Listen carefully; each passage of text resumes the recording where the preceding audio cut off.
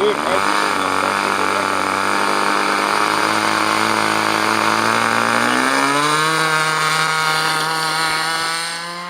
Hadi. Geberik bir vaziyette kalktı. Abi tutmuyor, motor ayağı tutmuyor şeyden. Ayarlamak lazım. Şurası daha iyi bak. Şuradan şuraya. Tamam oradan Aslında kalk. tam Gene dik. de stabil uçuyor yol işte. var biliyor musun? Yani. Motoru ayarladık mı? Oradan iki tane pervane. Oraya kadar kalkamazsan evet. Yok işte kalkarken kalkıyorsun da. Yani. Bu var ya çok fazla gaz yiyor. Arkasında ne kadar iz bırakıyor görüyor musun? Çok iz bırakıyor ya. Zengin ayarladık onu ya. İşte onun için bak, Bayağı zengin hem de. çiğ gaz attırıyor. Şey yapıyor. Stabil diyor fakirde. Çiğ gaz attırıyor. Coiling'i sökeceğiz, ayar yapacağız ha.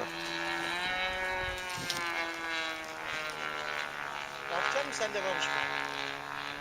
Bakarız ya.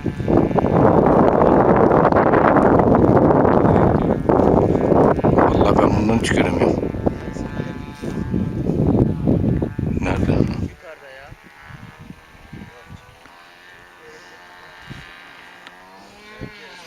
Nerede? Burada. Alper şuna bir saatini versene. Sağ terim ben.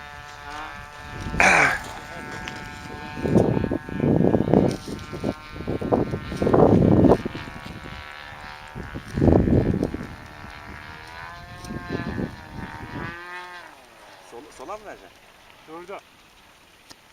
Acil minik.